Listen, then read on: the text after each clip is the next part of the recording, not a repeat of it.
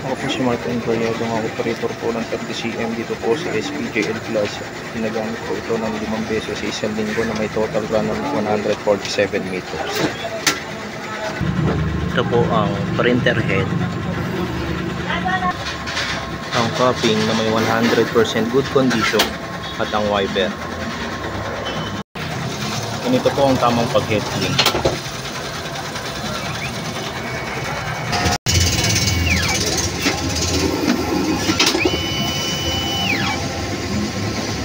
Punasan po ang wiper pagkatapos po mag-head clean.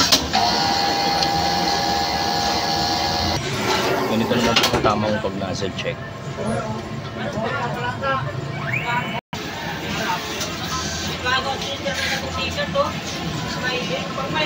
Ito naman po ang kulay pati ang white.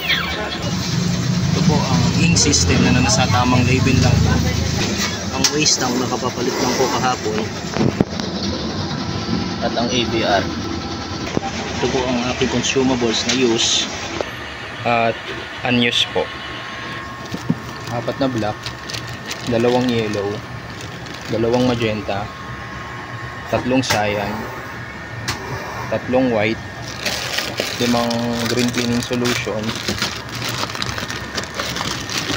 2 cleaning solution, 6 na powder, at 4 na film. Ito naman po ang aking consumables monitoring powder, magenta, white, yellow, film, uyi. Ito naman po ang aking daily monitoring report.